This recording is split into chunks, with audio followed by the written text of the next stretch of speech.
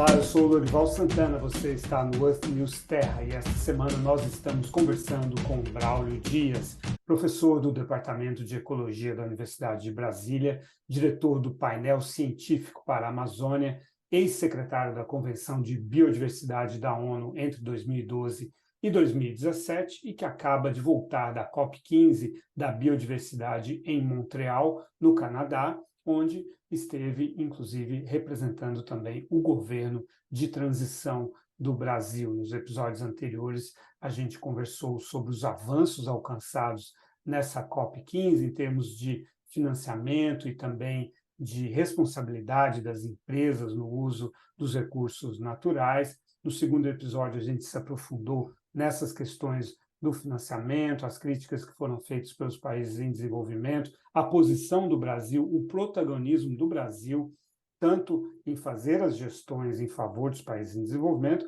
quanto também em acalmar, digamos assim, ou em convencer países africanos da necessidade de chegar ao acordo, que, afinal de contas triplicou de 10 para 30 bilhões de dólares os recursos dos países desenvolvidos para os países em desenvolvimento, para destinar à biodiversidade. E agora a gente fala exatamente sobre o valor da biodiversidade. O Braulio terminou o episódio anterior, na terça-feira, falando que se dá uma importância grande e justificada à questão climática, mas que na questão da biodiversidade nós somos também muito importantes. Ele deu um dado absolutamente incrível de que calcula-se que o Brasil teria aí talvez 10% da biodiversidade do mundo, porém, provavelmente nós só conhecemos 10% da nossa biodiversidade e a cada dia descobrimos como que é, Braulio, uma espécie nova de animal Uma e espécie nova de animal a cada dia e a cada 2 dias uma espécie nova de planta, né? impressionante. Pois é, e eu queria falar exatamente sobre isso. Quer dizer, para o leigo, muitas vezes a biodiversidade, quando a gente fala, por exemplo, na extinção de uma espécie, parece mais uma coisa assim nostálgica, né? Assim, algo que geraria uma melancolia, uma tristeza, né? Nunca mais veremos aquele ser vivo de novo, né? Ele entrou em extinção, é como se uma parte de nós morresse junto com aquele ser vivo, mas não é só isso, embora isso seja de fato muito importante, esse amor à natureza, esse apego à natureza. A biodiversidade tem uma função, inclusive climática, ela faz parte fundamental do funcionamento do nosso planeta, Braulio. É isso mesmo, Lorival. Por exemplo, a questão do balanço de carbono, do balanço de água e do balanço de energia no mundo inteiro. Isso se dá através da troca de gases entre os ecossistemas e a atmosfera. Então, as plantas absorvem CO2 da atmosfera, então elas sequestram esse CO2 da atmosfera e incorporam nos seus tecidos, principalmente nos troncos, galhos e nas raízes. E, ao mesmo tempo, essa vegetação absorve a água da chuva, reduz o impacto dessa chuva sobre os solos para evitar enxurradas e perda de água e aumenta a absorção dessa água pelo solo, né? E a alimentação das nascentes dos rios, né? Também na questão de energia, né? Então, uma boa parte da circulação de energia tem a ver com os ciclos biológicos e o funcionamento dos ecossistemas. Então, é, é, isso tudo é o que a gente chama de serviços ecossistêmicos, né? E muita gente não consegue entender direito isso. Isso está relacionado às funções ecológicas das espécies nos ecossistemas, né?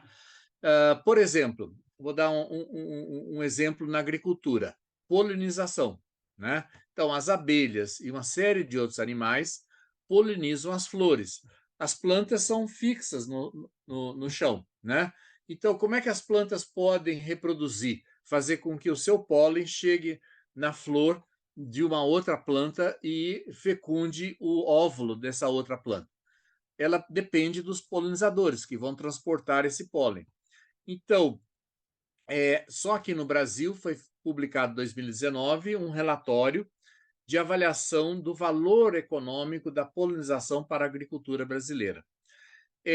não conseguimos dados sobre o serviço da polinização para todas as plantas cultivadas no Brasil, mas conseguimos para 3/4 das plantas cultivadas. Então, é uma subestimativa, mas o valor foi de 43 bilhões de reais por ano. É um benefício gratuito, é um serviço gratuito que os agricultores recebem, né? Na verdade, esse valor é maior, e poderia ser maior, né, se a gente conseguisse informações sobre 1/4 das plantas cultivadas que ainda não temos informações sobre a polinização, e poderia ser maior se a gente fizesse um esforço maior de conservação das paisagens.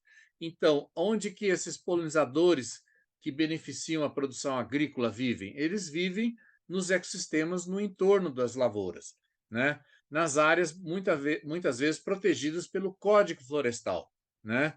Que é muitas vezes atacado pelos agricultores aqui no Brasil que não entendem por que eles são obrigados a proteger a vegetação ribeirinha, né? Por meio das áreas de preservação permanente ou de manter ecossistemas naturais sob manejo nas chamadas reservas ecológicas.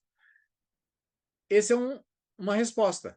É manutenção dos polinizadores, né? Eles fazem ninhos. Os ninhos dessas abelhas e outros polinizadores estão nesses ecossistemas próximos das lavouras. Eu dou outro exemplo: controle biológico de pragas agrícolas, né? E de outros tipos de pragas. Isso tem um valor imenso que a gente ainda não conseguiu chegar a números consolidados, como nesse caso da polinização. Mas, por exemplo, um grupo de pesquisa aqui da Universidade de Brasília fez pesquisa sobre morcegos insetívoros para saber o que eles estão comendo. Morcegos insetívoros que vivem na área urbana de Brasília. Aí descobriram que esses morcegos voam a grandes distâncias para comer pragas agrícolas que são abundantes em cima da zona rural, no entorno de Brasília, né? Consumindo as principais pragas, né? Então é fantástico isso. E isso foi um trabalho que teve ajuda de pesquisadores da Embrapa e a ajuda do Instituto Tecnológico da Vale, lá em Belém, que tem a maior infraestrutura de genômica no Brasil. Com a informação do genoma das pragas agrícolas, eles olharam as fezes dos morcegos capturados aqui em Brasília e conseguiram identificar o que esses morcegos estavam comendo. E conseguiram, então, fazer uma primeira estimativa parcial dos benefícios econômicos dos morcegos para a agricultura brasileira. E aposto que a maioria dos agricultores brasileiros não tem a mínima ideia de que eles estão sendo beneficiados pelos morcegos insetívoros. E as aves insetívoras? E as vespas? E outros animais que consomem pragas, né? E os organismos que promovem a reciclagem de nutrientes, que é a base da fertilidade dos nossos solos, né? Então, isso tudo é o que a gente chama de serviços ecossistêmicos. A China, há 20 e poucos anos atrás, em 1999, criou uma política chamada Red Line Policy, a política da linha vermelha. O que é isso? Eles tiveram um grande desastre ambiental, uma grande cheia do rio Yangtze, em 99, que destruiu várias cidades, inclusive a cidade de Xangai, que é a maior cidade da China, e a cidade de Nanjing. Então, foi uma destruição enorme. Aí, vários pesquisadores ecólogos, porque em Nanjing eles têm o Instituto de Ecologia da China, eles falaram: olha, isso está acontecendo, essas grandes enchentes, porque nós estamos convertendo todas as várzeas, todas as áreas ao longo dos rios, em áreas agrícolas, em áreas urbanas, em estradas, etc. Né? É o que acontece, por exemplo, em São Paulo. Né? Então, se a gente olha em São Paulo, a marginal do Rio Pinheiros e do Tietê, está tudo urbanizado, né? Os rios, antigamente, ali ocorriam em meandros, né? Então, isso desacelerava a velocidade da corrente de água e promovia que essa água, então, extravasava nas várzeas e reduzia a inundação nas áreas urbanas e agrícolas vizinhas. Como tudo isso foi convertido em área urbana, infraestrutura, eles perderam esse serviço que a gente chama do efeito tamponador. Então, os ecossistemas tamponam os impactos dos eventos climáticos extremos, sejam grandes cheias ou grandes secas. Então, eles reduzem a intensidade desses eventos. E, infelizmente, com mudanças climáticas, esses eventos estão ficando cada vez mais comum. Lá em São Paulo, os prefeitos no passado começaram a construir os famosos piscinões, né, como uma alternativa para segurar o excesso de chuva. Mas o caminho mais natural era restaurar o leito de muitos rios, né, em todo o mundo, e restaurar a capacidade desses ecossistemas ribeirinhos de conter o excesso do efeito de cheias e secas. Vou dar outro exemplo de importância. As mudanças climáticas vão ter grandes impactos sobre a agricultura no mundo inteiro. Muitas culturas agrícolas vão ser inviabilizadas, infelizmente, porque está havendo um aumento do calor, aumento da frequência e duração das secas, né? E outros tipos de eventos climáticos. Só a título de exemplo, no primeiro semestre desse ano, no sul do Brasil, sul e sudeste, agricultores que plantaram soja, milho e café tiveram perdas de safra entre 30% e 40%. Por quê? Por causa de eventos de seca e de geada. Tudo evento climático, né? Felizmente, eles tinham seguro agrícola, né, para suas safras, e a maioria não teve prejuízo econômico direto. Só que isso elevou o custo de pagamento do seguro rural no Brasil. Aumentou em 7 vezes esse custo. Então, certamente, o prêmio dos seguros a partir do ano que vem vão aumentar muito. E as seguradoras vão exigir dos agricultores a adoção de práticas mais sustentáveis para reduzir esse risco de perdas de safra devido a eventos climáticos extremos. Você não consegue fazer nada em agricultura sem biodiversidade. Todo melhoramento genético das plantas e dos animais é a partir dos recursos genéticos. E fora o papel dos serviços ecossistêmicos que eu já comentei. Então, como é que nós vamos nos adaptar às mudanças climáticas aqui no Brasil e no resto do mundo? Com biodiversidade. Então, se a gente continuar perdendo a biodiversidade, teremos menos opções para nos adaptar às mudanças climáticas. Saúde é outro grande setor, eu já dei o exemplo das pandemias, mas não só isso, todos os medicamentos e vacinas são desenvolvidos a partir de modelos biológicos, né? Biodiversidade. Então, esse é outro grande setor que depende totalmente da biodiversidade, né? E aí eu queria também mencionar, Lorival, a importância dos conhecimentos tradicionais de povos indígenas e comunidades locais associados à biodiversidade. Boa parte dos medicamentos colocados à disposição dos consumidores aqui no Brasil e no mundo são desenvolvidos a partir de informações dos conhecimentos tradicionais desses povos, a chamada medicina popular, né? Os povos indígenas testaram muitas plantas e animais ao longo de séculos e alguns milênios, descobriram o que tinha realmente algumas propriedades boas para curar, né? E essa informação usada por esses povos é que foi utilizada depois por cientistas para comprovar essas propriedades fisiológicas dessas plantas e animais e que gerou no desenvolvimento de todas as drogas médicas que a gente consome no mundo. Pois é, essa é uma ótima oportunidade para a gente voltar àquela questão que você falou no início, no primeiro episódio, sobre a remuneração da informação genética, né, que está presente aí enfim, que está disseminada essa informação e estava sendo usada sem uma remuneração.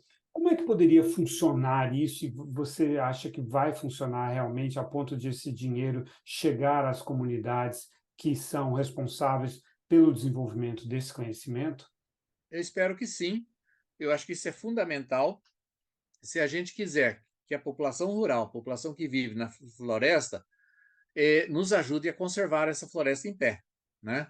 Porque se eles não receberem um benefício, né, associado à conservação dessa floresta, por que eles iriam continuar a proteger essa floresta, né?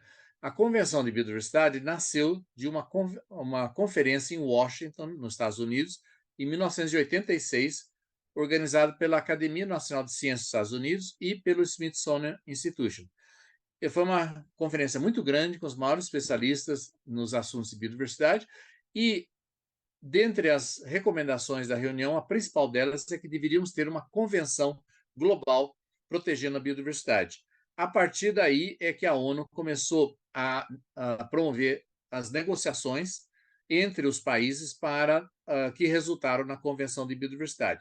Eu participei dessas negociações e posso dizer que, logo de saída, os representantes de países em desenvolvimento, como Índia, Brasil, México, África do Sul, Malásia, Filipinas, Colômbia, Peru, falaram: não, a gente não quer apenas conservar a biodiversidade, a gente quer usar a biodiversidade e a gente quer se beneficiar da biodiversidade.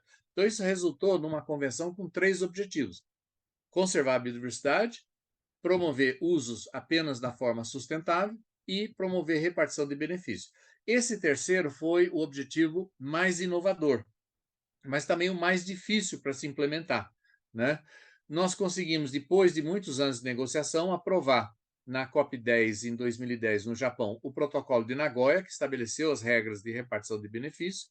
Esse protocolo entrou em vigor em 2014.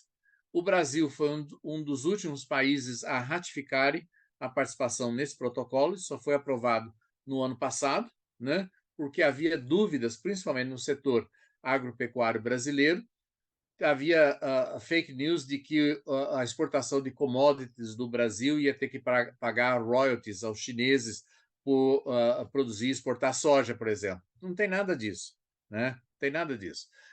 Então, isso promoveu um atraso na ratificação do Brasil do Protocolo de Nagoya. Mas o Protocolo de Nagoya estabelece regras de acordos bilaterais. Acontece que o aproveitamento dessas sequências digitais de recursos genéticos, né, tanto DNA, RNA e proteínas, é muito complexo e está avançando numa velocidade muito grande.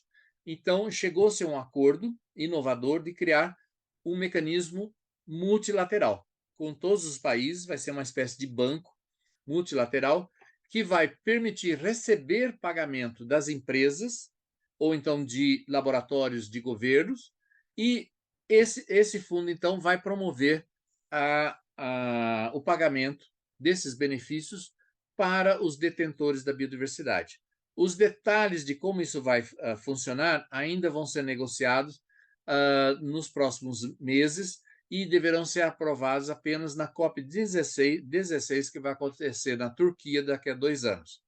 Então, eu acredito que sim, eu acho que nós estamos maduros para ter um mecanismo bem eficiente. O que se espera é que, tendo esse novo mecanismo, todas as empresas passem a pagar. Mesmo pagando um percentual baixo, se todos pagarem, isso vai gerar um volume de recurso bastante importante, que vai trazer bastante benefícios aos países em desenvolvimento, como o Brasil, e para quem ajuda a conservar a biodiversidade, como os povos indígenas e outras comunidades tradicionais. Então, estamos apostando nisso, Lorival.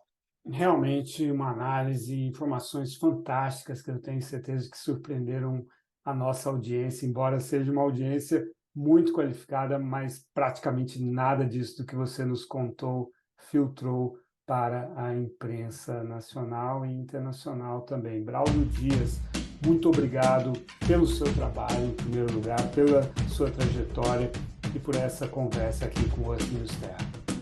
Foi um prazer, Lorival. Continuo à disposição. Se houver interesse em aprofundar algum desses assuntos, por favor, me chame.